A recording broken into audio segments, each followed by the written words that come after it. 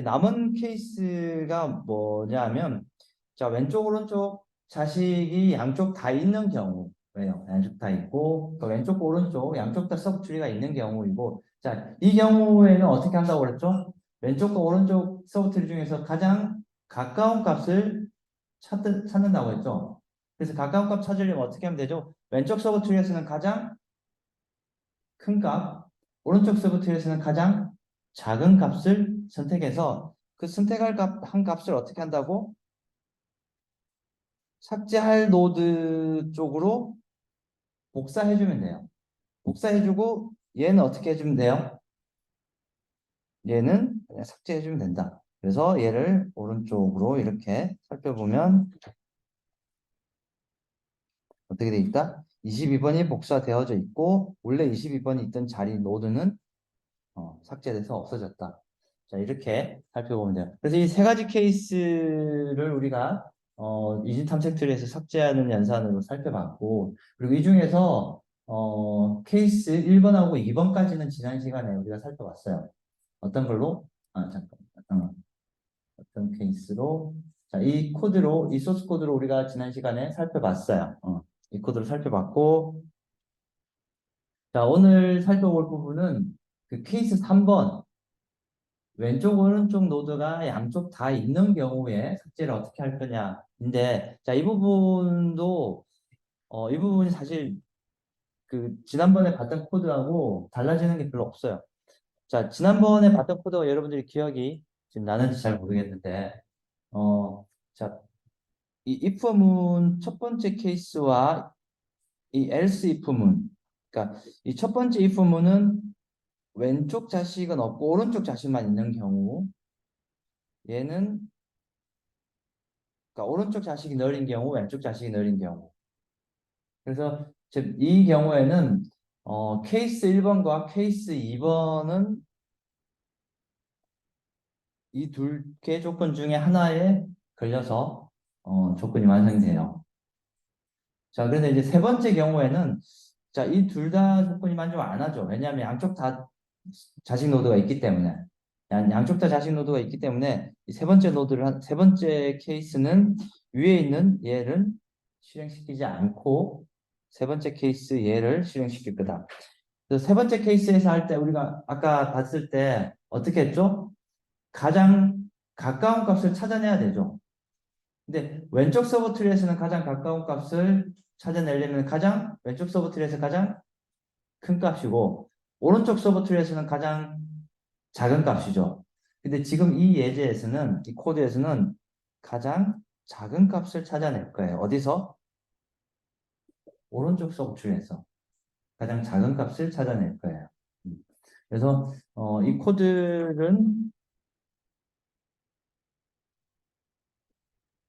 이 코드가 되겠죠. min value 언더바 노드 그리고 인자로 특정한 노드를 넘겨줘요. 특정한 노드를 넘겨주고 그래서 그 노드 그러니까 이렇게 되는 거죠.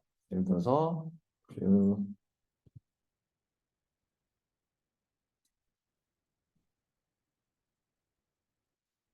트리가 이렇게 구성되어 있으면은 만약에 얘를 이제 삭제하려고 시도를 할 거예요. 얘를 삭제하려고 시도할 거예요. 즉 파란 색깔 얘를 삭제하려고 시도를 할 건데 그렇게 하면은 얘 입장에서는 이 오른쪽 서브 트리 중에서 가장 작은 값을 찾아야 돼요. 작은 값은 어디 있죠?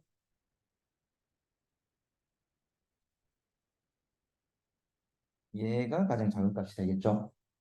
얘가 가장 작은 값이 되고요. 얘를 찾는 방법은 지금 보는 것처럼 이 민밸류에서 인자로 노드를 넘길 때 인자로 얘부터 찾으면 되죠. 얘부터 자기 자신의 오른쪽 자식부터 찾으면 되죠.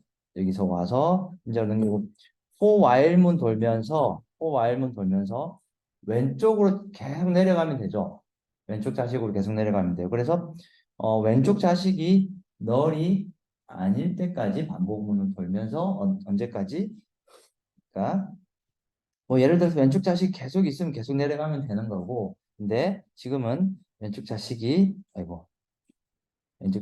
하나만 있으니까 집 자식이 하나만 있으니까 이 반복 모드로 레프트에서 쭉 내려가면 얘까지 내려가면 여기서 이제 더 이상 자식이 없으니까 널일 거야. 그럼 여기서 널이니까 끝나고 리턴 될 거야. 그럼 실제로 그러니까 얘가 반환되겠죠.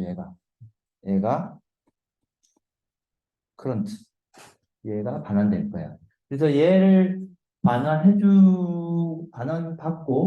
받아서 어디로? 저 템프 노드에 반환된 주소가 들어가겠죠. 예를 들어서 저 반환된 주소가 뭐 한 5,000번지라고 가정하면 이 템프에는 5,000이라는 주소가 저장돼 있을 거고 자 그리고 나서 템프의 키 템포의 키면은 지금 여기 저장되어 있는 가장 작은 값이죠. 그 작은 값을 어디에 넣으라고 그래요? 우리가 원래 삭제하려는 루트 여기에 그 값을 넣어주면 되겠죠.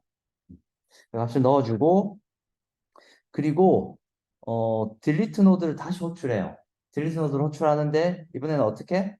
그 템포에 있는 키를 기준으로 해서 마찬가지로 이 서브 트리에서 가장 작은 값을 지우면 돼요. 그러니까 우리가 방금 찾았던 그 값을 지우면 돼요. 근데 지우는 대상이 지금 보면 단말 노드죠. 지울 대상이 단말 노드예요.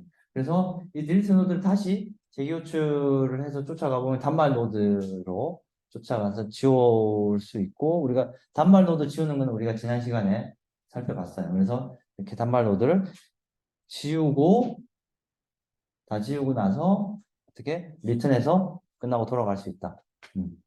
자, 이 부분은 여러분들이 지난 시간에 우리가 살펴봤던 재기호출 방법으로 쫓아가 보면 크게 어렵지 않게 따라갈 수 있어요. 내가 오늘 재기호출 방법 다시 하진 않을게요. 또 하면 시간이 좀 오래 걸리니까. 그래서 지난 시간에 여러분들 우리가 재기호출 방법으로 살펴봤던 내용을 좀 리마인드 하면서 이 트리에 삭제하는 조건 세 가지를 여러분들 좀 잘 기억을 하고 있으면 좋을 것 같다. 음. 자, 그래서 이 메인 함수를 이용하면 이 메인 함수 지난 시간에 여러분들 트리 이 메인 함수 한번 실행을 한번 해봤죠. 그래서 삽입 반응 노드와 삭제하는 부분을 지난 시간에 우리가 실습을 좀 해봤던 것 같아요.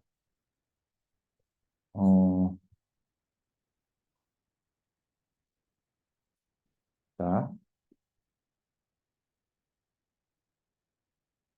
트리의 성능 분석은 내가 그 시간 복잡도를 좀 하고 다시 한번 설명을 할 거고 일단 리진 트리는 여기까지예요. 그러니까 트리는 여기까지